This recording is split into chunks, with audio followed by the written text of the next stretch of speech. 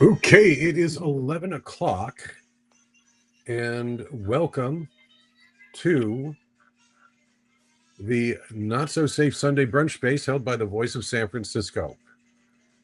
I am on board with Susan Dyer Reynolds, and Erica Sandberg should be coming up soon.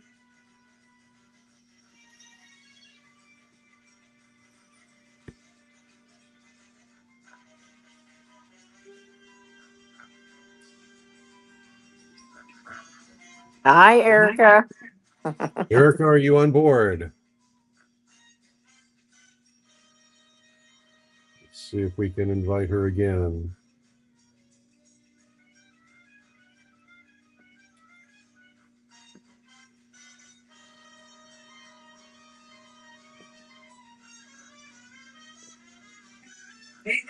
Okay, there she is. Hi, everyone. Good morning. Can everyone hear this really ghetto background music I set up? Yep. It is the title theme from The Taking of Pelham 123, one of my favorite films. I love it. I thought we might use that to set up the mood for today's discussions about everything that is going wrong with this city and what we can do to fix it, and Indeed. especially what to tell all these people who are claiming to want to fix it as well. Susan Dyer Reynolds, I think we wanted to talk about, let me top this off. One of the first things we wanted to talk about is Erica's recent uh, writings about doing something that seems fairly common sense, but seems to have a lot of resistance in the city, deporting drug dealers who happen to be unauthorized migrants. So let's go ahead and start talking about that. Well, I'd like first, Erica, explain what you did for your article and how that worked out. Yeah, absolutely. It actually, the idea for the story really came about because I went to the rally on the steps of City Hall, where every supervisor, plus the mayor, plus the DA, plus the public defender and the city attorney, you name it, everybody was up on the steps of City Hall and pledged their allegiance to the sanctuary city law. Now, this, and I thought that was very interesting because the passion that people were displaying, we will not work with the federal government to um, deport people. We're going to maintain our allegiance to the sanctuary city law, etc. Right? And I thought, well, okay, there's a lot of passion here. There's a lot, people were very excited about it.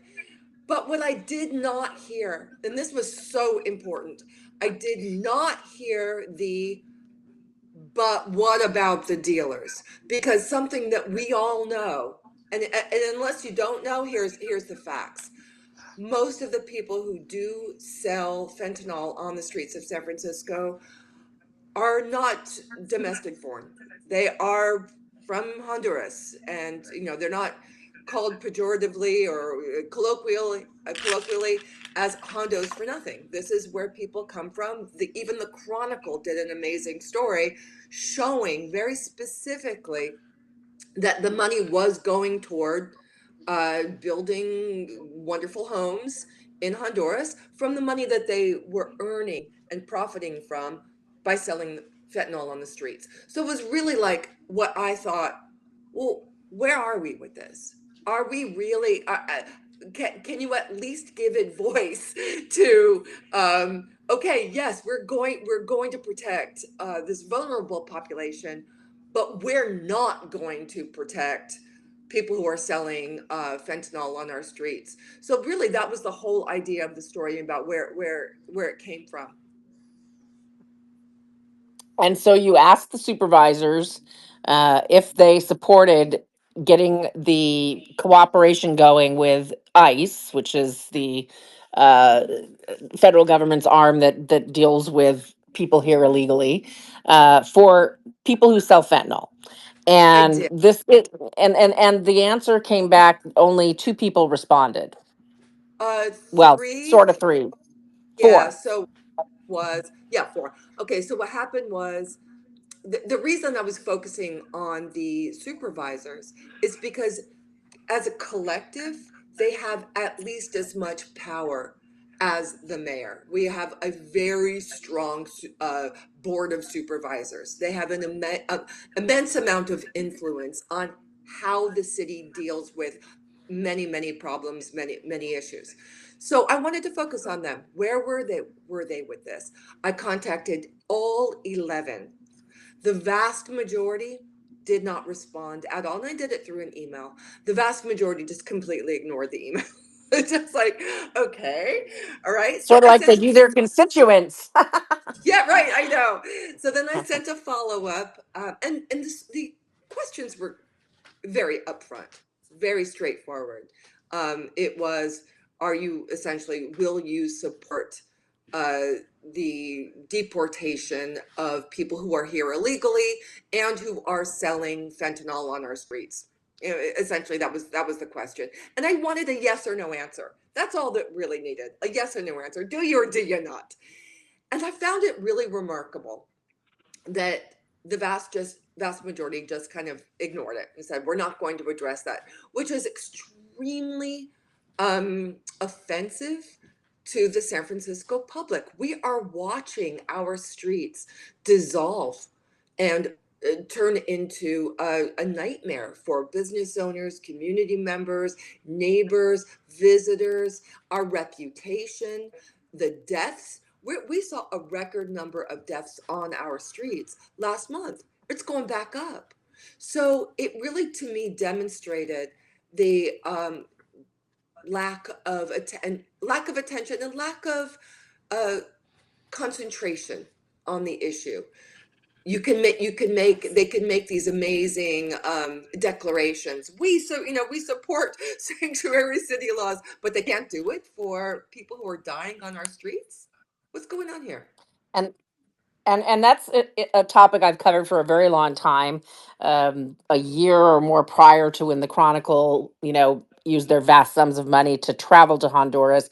I wrote about a case that was tried in federal court using the transcripts and photos in the transcripts and some of the more tapped phone calls of the mother of a man. The entire family was dealing fentanyl, living in Oakland, and they were commuting. But even worse, the son was commuting back and forth to Honduras. So he'd come to San Francisco, he'd sell the fentanyl, and then he'd go back to Honduras and work a little more on his mansion, which had marble bathrooms and Roman columns. And you can find the article on the Marina Times. It was called The Mansion That Fentanyl Built.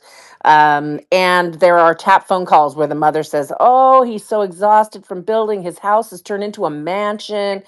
And then, in the same breath, they're talking about how much fentanyl they're selling. And they don't ever mention one thing about whether or not people are dying, which clearly they know they are. They did get caught. They are in prison. And after prison, they will be deported because the federal government, not San Francisco, stepped in.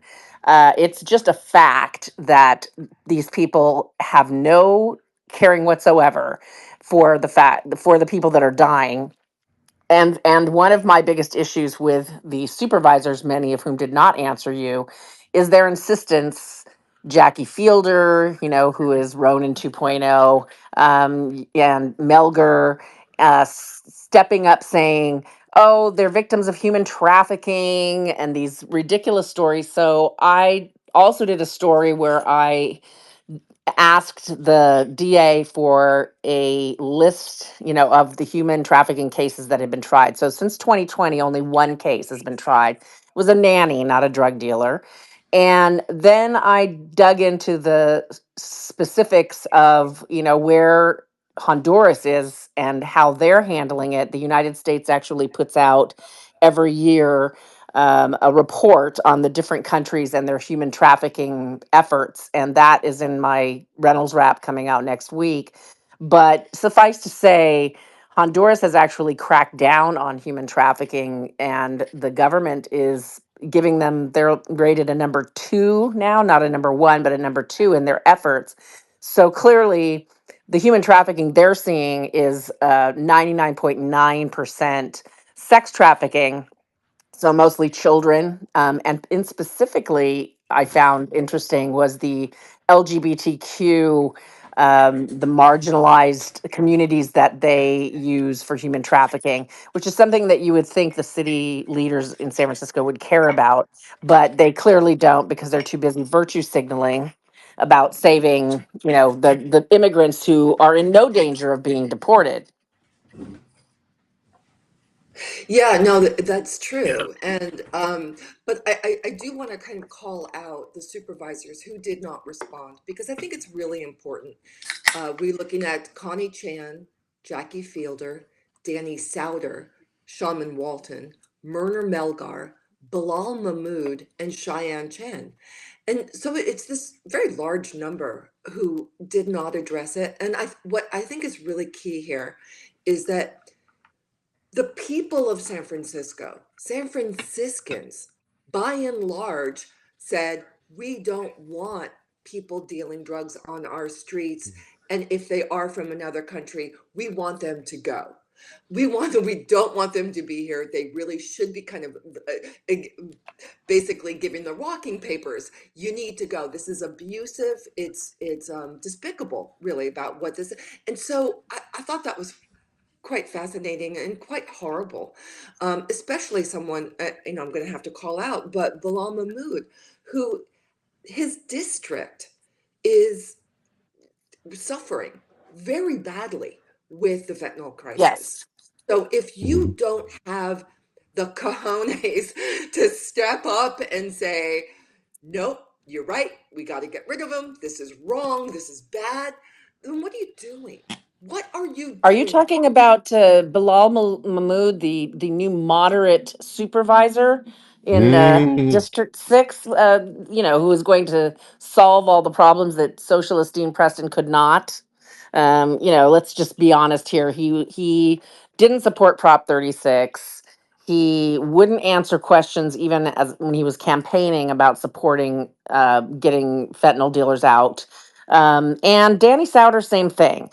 Right. He I said, he said in his question and answers, he said he did not agree with putting fentanyl dealers in prison or deporting them. He'd like to see it handled with diversion. And as anyone who read my articles during the Boudin recall knows, diversion in San Francisco has been a disaster. During Boudin's tenure, they were diverting everybody from attempted murderers to gun felons to repeat violent offenders, rapists, and not tracking a single one of them. So diversion needs a lot of work before it's going to be effective, and that leads me to I see J.J. Smith, one of our favorite citizen journalists here, listening, and I lately have been fascinated. About a month ago, I walked through the area of 16th and Mission at night, and I took a video. It was it's never been a great area for 30 years. I even in the day. But when I walked through that at night and saw people openly dealing drugs, one police officer trying to hold back two people that were clearly gang members that were having a fight, I thought, how in the world, what is going on here? And now JJ's done a series of amazing videos that clearly he asks people directly why they're at 16th and Mission, and they say, well, because the police are at 6th and Market. Yep. So I pose this question, and Mike, I'm curious what you think. Do you believe that the efforts with the mayor, Lori, and Jackie Fielder, posing for pictures with business owners in the mission. Is that what is that doing? What is the point of that? I think it's all virtue signaling. I think the real policy is what you're going to see in City Hall.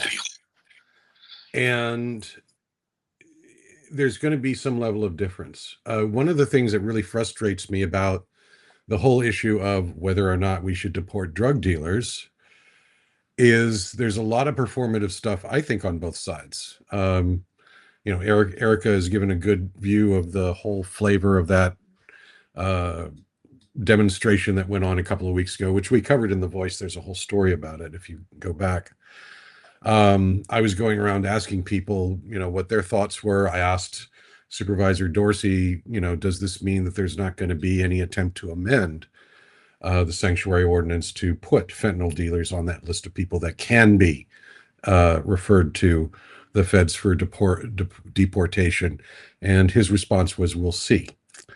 I tend to think that on behind closed doors that there's kind of a realization and a turning around, but because of the political dominance of so many of the different pressure groups, ranging from the unions to the nonprofits, there's still a lot of performative speech going on saying that we won't tolerate uh, any uh, any amendments, even though back when our sanctuary city ordinance was passed back in the 80s, it was specifically designed to include exemptions for people who we don't necessarily want to welcome here because of the crimes they are committing. And for that matter, I would say that there's a lot of performative stuff on the right too, because if you look at the actual numbers that Trump has been able to deport, whether it be this first month of this administration or his first term, Biden deported just as many people, if not more. Obama deported more people. Um, Part of this is a capacity issue. And I think the only way that really you can get more capacity uh, to, you know, deport as many people as President Trump promises to deport is by doing something radical like bringing in the military or radically increasing the size of Homeland Security, which I think even with the condition of Congress right now, I think the political reaction is going to be good luck with that eventually. I think part of the issue with the Trump administration is that he's very much governing by jump scare, and everyone else is jumping to the scares. When in fact, when a push comes to shove, particularly in court, I think a lot of it is going to end up being kind of toothless. And frankly, the most effective way that you can get rid of unauthorized migrants who are committing crimes is by going to the justice system and saying, okay, have you gotten any people who've been convicted of crimes? Turn them over at us, and they'll go. And the reason it's not being done is purely facial ideological, foolishness.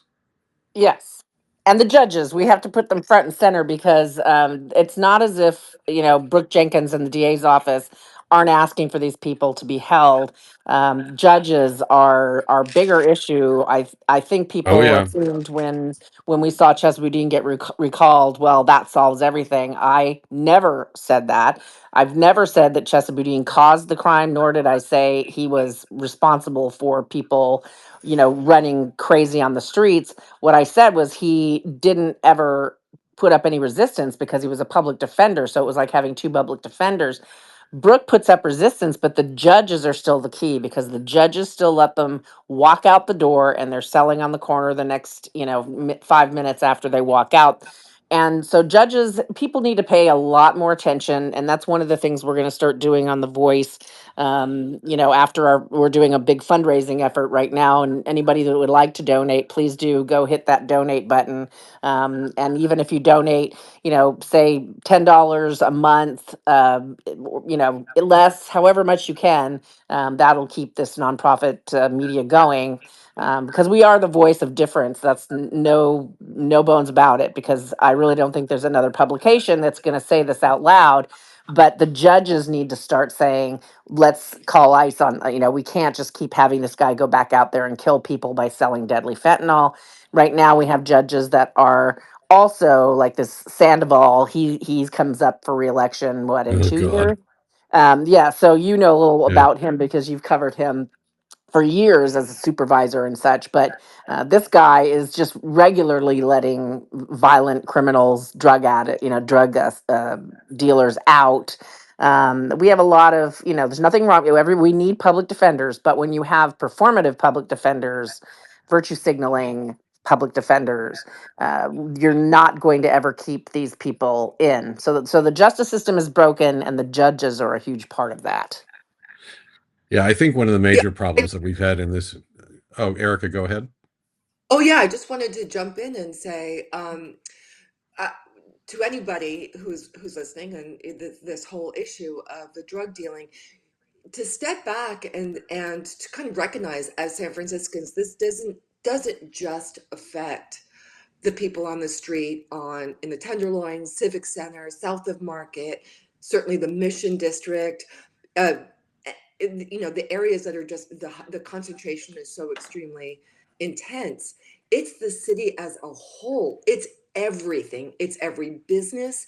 It's every visitor. It's, you name it. It's the hospitality industry. It affects everything. It is a very far-reaching and intensely deep problem that the when we let dealers sell their goods on the street with impunity, everything falls apart. It really does. So it is No. it is really something that I think that we all need to stress and be cognizant of, is that this is all of our lives here in the city, how we view ourselves, what our kids have to see, what our kids have to talk to about in school, you name it. It really, the effects are far reaching. So I definitely wanted to get that out there too, that this isn't just, some guy standing on a corner selling to somebody who's desperate. It's much deeper and much more negatively impactful than I think is often noted in the news. And I think that really Yeah, needs to be out absolutely. there. This is everything. Right. Yeah, And the and main. anybody that's ever had a window broken, raise your hand. I mean, I got my window broken in Japantown a few months ago. There was nothing in the car, but they're looking for stuff they can sell, in the open air, bazaars in the Mission, which, JJ's been filming, I've been filming. I mean, it's just a fact. But it's also affecting Union Square. That's another thing that recently we had Tyler Florence over the NBA weekend walk away from his 2 kiosks. And I've known, Tyler for a long time. I've interviewed him multiple times. He came from nothing. He was raised by his grandmother in South Carolina. He's a real person. I mean, yes, he has a show on the Food Network. Yes, he's, very handsome and all that, but he's no joke. He's a chef, and he's a good one.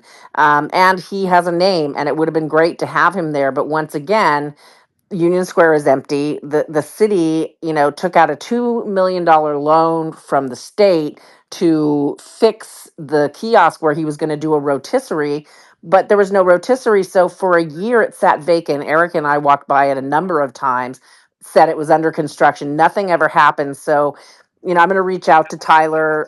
He was interestingly probably one of my first 10 followers on Twitter, and retweeted me numerous times, which was amazing because at the time he had 200 and something thousand followers. He's incredibly popular, and yet he's walked away. He lives in Mill Valley with his lovely wife. And, so this was something I believe he believed in, but the city didn't support him. And the public is just not there. Just putting a name chef in a location with some pastries is not going to help the Union Square area. Yeah, absolutely. I think one of the phrases that I use over and over again in my writing is the nexus. There is a nexus of homelessness, drug use, and petty crimes that we normally want to try to ignore, except that when it happens multiple times every day and connect and synthesizes with the other issues, it just adds up, and it adds up to neighborhoods that are killed. They're destroyed. People don't want to hang out in those spaces, and so it just snowballs. Yeah. And this is a problem that we've had to deal with for generations. We've tolerated it because we've been able to confine it to places like parts of the Tenderloin and Sixth Street. And then when COVID happened, it sort of overflowed. Combine that with the demographic changes in the south of Market, people started to see it in a different light, and I think that's going to cause a significant policy change in City Hall as well, or at least that's what I'm hoping. I think a lot of people are hoping that. Yeah, So what certainly. ab- And the hospitality zone is yes, another what big about that? issue. Yeah, so this is an area that we may disagree on, but I think it's actually it was rather inspired. The hospitality zone is what essentially it is it's a higher concentration of law enforcement in these areas that we have to preserve. It is Union Square, Market Street, Moscone Center, these areas where people who come to the city and spend their money, right? They need it is not a anything that we can thumb our nose at, that we need them to come. They spend a lot of cash here. They this is our reputation. These are our tax dollars. We need them. Therefore, to ensure that these areas are in fact safe, welcoming, they're not looking scary, even if you're not in total danger, right? They look really bad when you have people who are doing drugs and selling drugs in these areas. So this hospitality zone does make a lot of sense to me.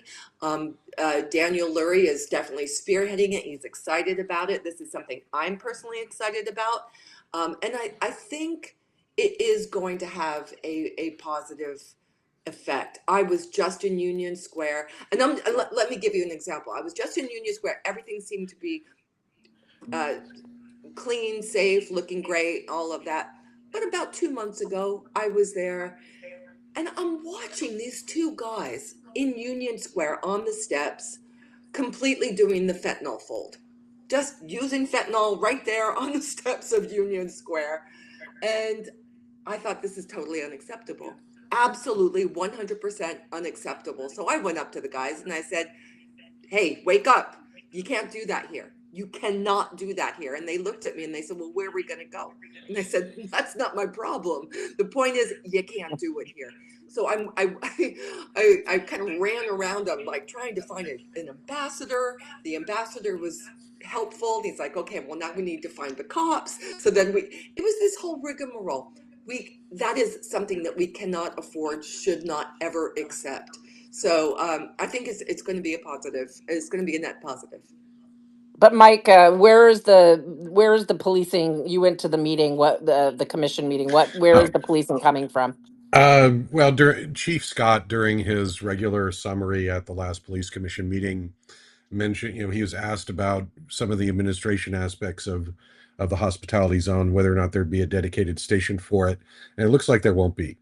It's going to be, the Soma part's going to go through Southern Station, the Union Square part's going to go through Central Station, and some of the sources I talked to a couple of different sources who work on the second floor of City Hall about this and a number of other issues, and they see this as something similar to the DMAC, which is the coordinated force which has been going after the fentanyl dealers in the Tenderloin. And they've been seeing success with that model, with that task force model.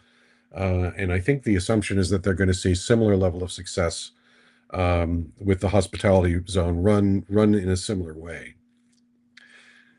Yeah, I was So at Macy's yesterday and I spoke with one of the cashiers who was ringing me out.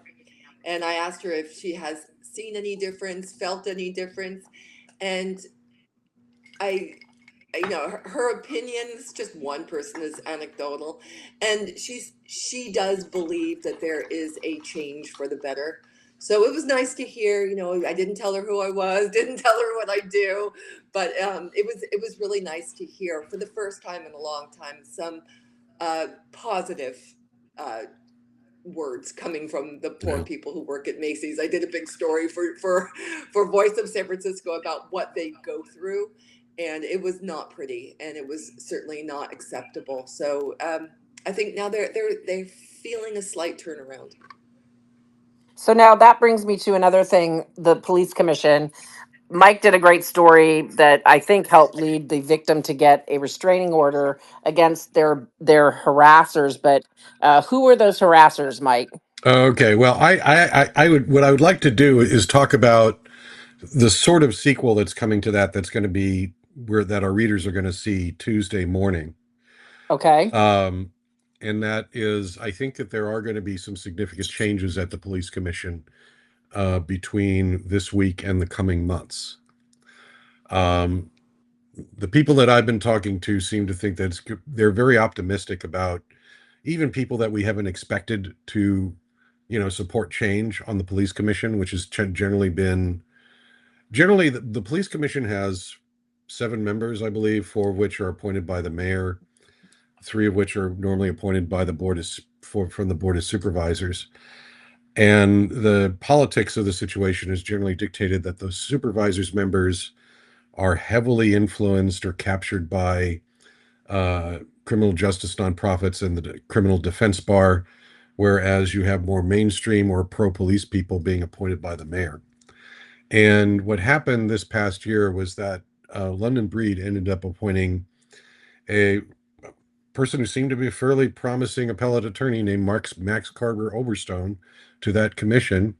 And he turned around and immediately went off the reservation on a number of issues, such as police department general orders, this practice we call pretextual stops, where police can use some minor traffic violations as a pretext to see what's going on inside certain cars, which may seem suspicious.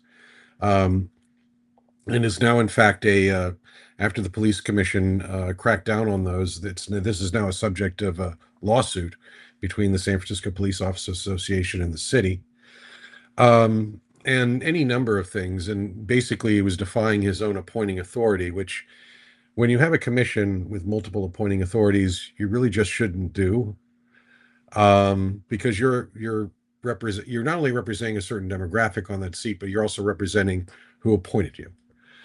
Correct. And of course, in the course of this, Carter Orbistone also brought out this whole thing of uh, basically create a scandal over the practice of undated resignation letters. And, people who have been appointed to commissions, it's often been sort of a regular folkway, whether it be here in San Francisco or elsewhere, that you offer to the person you're appointing, who's appointing you, especially if this is like your first appointment or something on that order, or if you're being appointed by that person as a favor for another public figure, you will supply them with an undated resignation letter saying, if I go off the reservation, you can pull this out and kick me off. Now, of course, it's a folkway, it's custom, which means that if you're offering it voluntarily, that's seen as political fealty. If the appointing authority demands it from you, it's coercion, and suddenly it doesn't look very good. And that apparently is what Breed did in this case and some other cases, which led to legislation against the use of these letters. And now, basically, what's going to happen on Tuesday is, first off, Wilson Lung, who is a long time, grew up in the Richmond, has worked in corporate counsel compliance for various high-tech companies, including Intel. Before that, was a U.S. Federal prosecutor in both New York and San Francisco, Wow. working on many cases. His demographically, career-wise, he is going to get the seat that Jim Byrne had earlier, and would have had it again if the supervisors hadn't stopped Breed's reappointment of Jim Byrne, a West Side attorney, from taking that seat. But their rationale was, she's already been voted out of office. We're not going to let you reappoint people so close to the end of your term.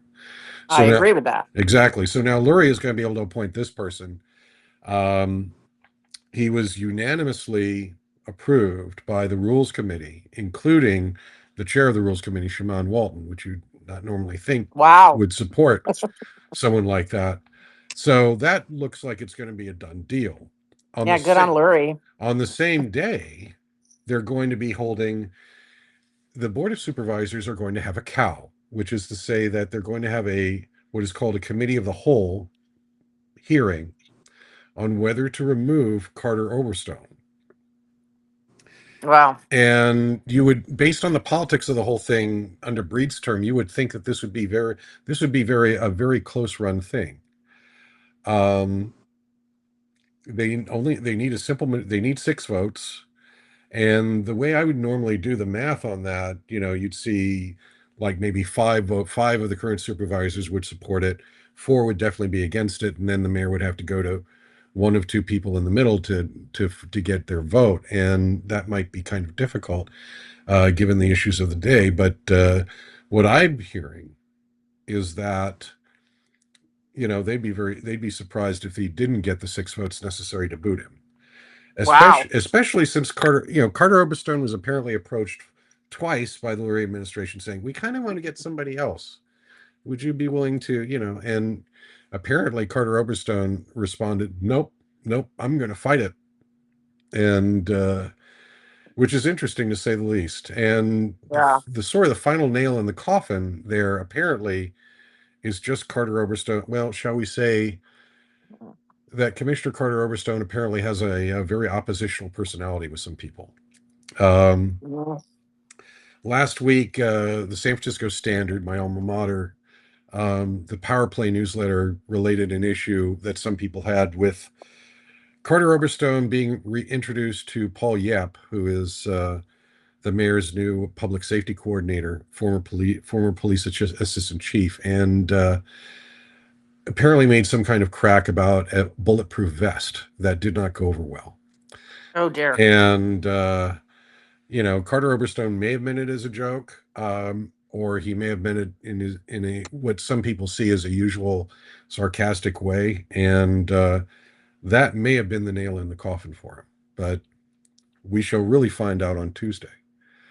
Having Um, tangled with him on social media, I mean, he's only way I can describe him is he's a punk. I mean, he's don't just a rich kid that went the direction of Mr. Social Justice Warrior, typical story. But he has no problem saying incredibly inappropriate things to people that, frankly, a commissioner shouldn't be saying. Yeah, And shouldn't be playing around on social media at all. no, not at all. And he has been the worst of the commissioners, in my opinion. And it's interesting because the San Francisco Police Commission follows us on X, so I always make sure I tag them whenever Oberstone says something inappropriate. But he's been a little quieter lately, Mhm. but he's quite stubborn, and for me, it just appears to be a glossy thing for his resume, and it's a personal thing that he's going to hold on to for dear life Yeah. because he doesn't want to get kicked off. So hopefully, Mayor Lurie has I think done a great thing because he doesn't belong there. He's caused nothing but problems, and so I'm hoping this is the last we see of him on Okay. the police commission. Well, if you're going to like that, you may love what I have next for you, because Oh boy. this goes back to our favorite police commissioner, Jesus Yanez. Back in Mm. November, we did a story, mostly inspired by Lou Barberini's work, about how Police Commissioner Yanez, who's one of the 3 appointed by the Board of Supervisors, has been making life hell for his neighbors, particularly one neighbor who has had to. Um, Basically, she made the mistake of trying to help someone whose face almost got burned off by a blowtorch wielded by another one of her neighbors. I mean, this is some story. We did this story back in November. You can look it up.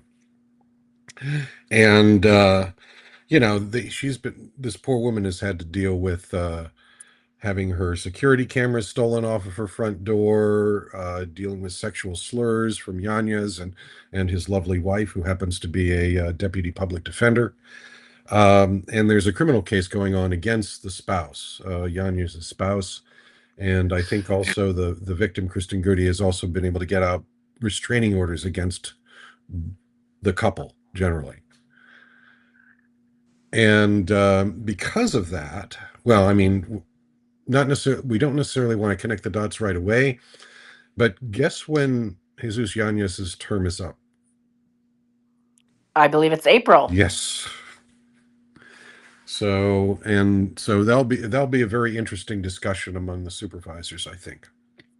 And part of the story too is that Iona, who Yanez has, and her husband, the police commissioner, were harboring this blowtorch wielding Yeah, guy yeah. from the police. Right? They kept him, I believe, in their apartment. Or Lou said they were harboring. They Lou Barberini said that. Yeah, Yeah. and they also blocked access to they and the blowtorch guy's wife also blocked access to their apartment. These are all people who live in the same building. It's a tenancy in common type situation, I believe. Ah. And Okay. I think let's also not forget this is the police commission that tells the police department how to behave. They're the ones who have immense influence and power over the processes of SFPD. So, if we have a commission that breaks the law, is hazy on what is ethical and what is not, and they're the ones who have this kind of influence over the department that we all have to deal with when a crime is happening, when something important needs to be addressed. We have to look to the commission and get a better commission, because if they behave poorly, that means the department cannot function. Yep. Yes, 100%. And I think that's something Daniel Lurie, the mayor Daniel Lurie, is stepping up right away to try to maybe break up some of that. Hmm. Yeah. Now, I know that I think, did we say 11:45 to have Yeah, it's we can't 11:41 now. without So the entertainment commission or entertainment zone. Oh yes, well yeah. I'm not as familiar as Erica, who covers downtown and business stuff more than I do. But there's a difference between both of those things, right? There's a difference between the entertainment zone and the nighttime events that they want to have. Yeah, and it is different, and it was actually started way back well, let's go way back in the Wayback Machine, during London Breed's tenure. She worked with Senator Scott Wiener to enhance the entertainment world here in the city. So for better or worse, we're going to be looking at. I always say, if you haven't been to New Orleans and Bourbon Street, it's kind of the Bourbon streetization of some areas of San Francisco. Walk away cocktails, think more festivals, think more music on the street, think more bars. That's kind of the direction that we're going. So instead of commerce being our guide, our where people are going to come to the city and enjoy themselves, that it's going to be more like that. So I wanted to actually get everybody's opinion. What do you think? Yay or nay? Good, bad? What is your sense on that? My sense is that it's going to bring in a bridge and tunnel crowd, like North Beach used to in its heyday, that will come in, love the booze on the street, and enjoy the music, and then head home. And that is fine. It sounds like a good time. I think it'll draw less locals than it does Bridge and Tunnel. Just that's traditional in San Francisco's nighttime entertainment scenario. But I think where I draw the line is that it does nothing to help the businesses that are open during the day, the mom and pop restaurants, the sandwich shops, all the people that have been affected by the emptying of businesses, who have left office space downtown empty. Uh, I would say, in general, I think probably one of the good aspects of that level of policy and that sort of legacy of the Breed administration is that we can let it work until it stops working, and then we can sort of undo it rather quickly and redo it. And which I guess is why it's still continuing to an extent. I mean, if you look at Gerald Chin just did a story this past week about new classes of liquor licenses that are going to be allowed downtown as well. And the other factor that I think has been in play um, even before COVID and all these other horrible things started happening in the last couple of years, is that the pattern of life and work in Soma, downtown, and to even, I would dare say, Jackson Square has been changing. I remember, like a decade ago when we were talking at Spur about how there is a new downtown actually happening south of Market. The parts of Mission Street and a little bit south of that are just below downtown or next to, say, Salesforce Center. Um, and I'm also thinking of, when we were talking about restaurateurs, Peter Helmsley. He had a space down near Moscone. Said it didn't work. Said he wasn't going to do anything in San Francisco anymore. Now he's reopening something in Jackson Square, or I guess you could call it Upper Town. So I think geography and time has a lot to do with it. Well, of Uh, course, Jackson Square is being bought up by, Johnny Ives from yeah, former app number two dude. Johnny Ive So and my former employer, Sir Michael Moritz, and Moritz. Michael Schvo, who owns the Transamerica Pyramid and apparently has some type of rivalry with Moritz going on, which we should find Oh, out. interesting. Which we should find out more about. Yes, I agree. So I see that T Wolf would like to say something. Can Can we Yeah, can we let's invite him. open the mic? Yeah, let me see if we can do that. Uh This is our first space, people. So so be patient with us. There'll be more. okay, I approved him. Let's see if he'll be able to come in. Tom, let's try him again. Oh, Oh, there. there Can he you hear me? is. Yeah, Yeah, I hey can hear Tom. him. Hi. Hi, guys. Hi, everybody. Hi Mike, I have a Tom. question. Hi, hi.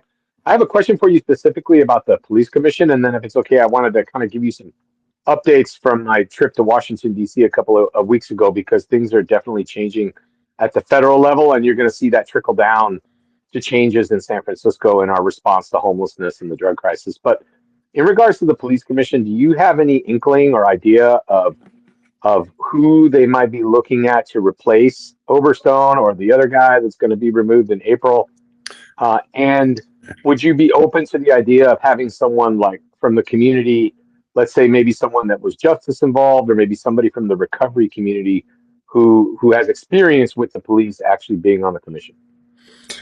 I tend to think those would be good ideas as long as they're willing to, because again, this is a commission where you've got multiple appointing authorities, and so by definition, who appoints is going to have to determine what policy choices these commissioners support, and that the mainstream media narrative, or at least the 48 Hills media narrative on this, is that, oh well, they're all supposed to be free players anyway.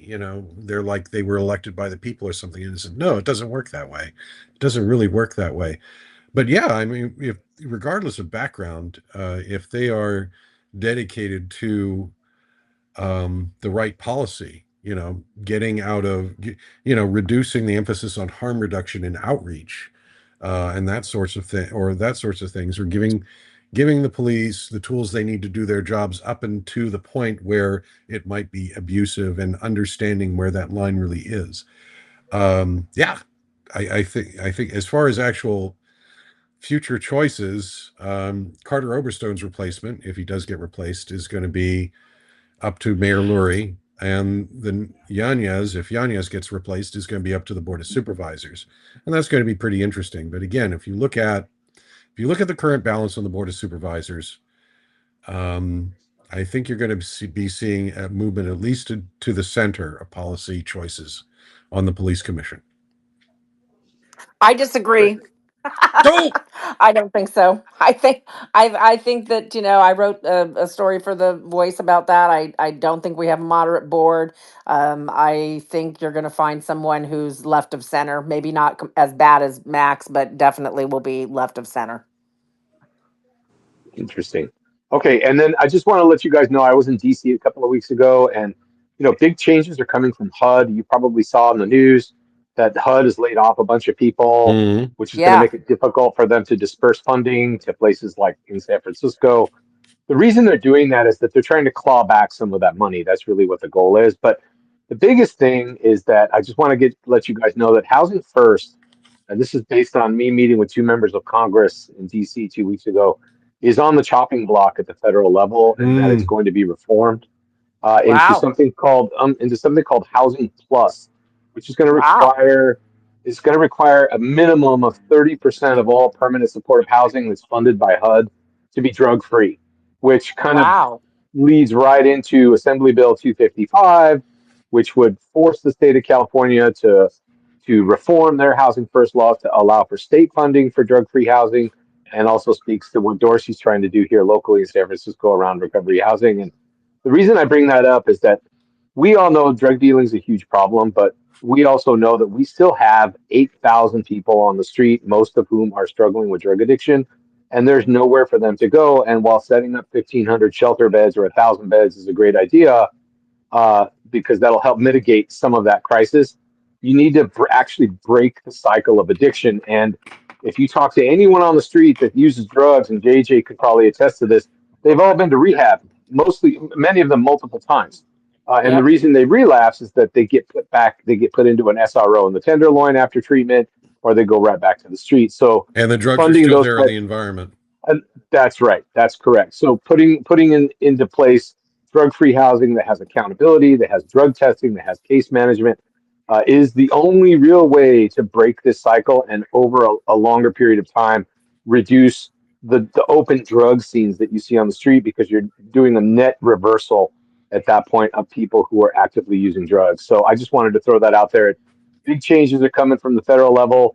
San Francisco is going to get kind of left in the dark on a lot of it. So everyone needs to kind of buckle up, because we're sort of kind of going to be on our own.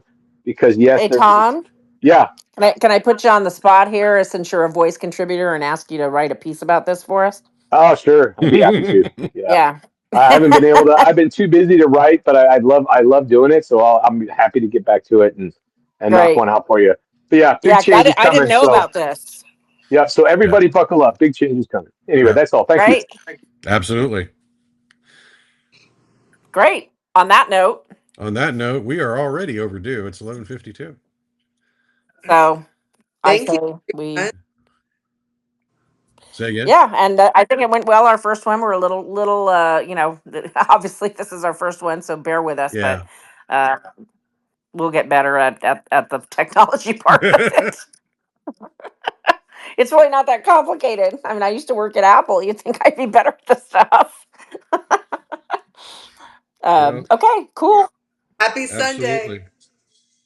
Happy Happy Sunday, Sunday. Go everyone. go enjoy your brunch. In, Bye Bye. bye. bye-bye. Where's our out music?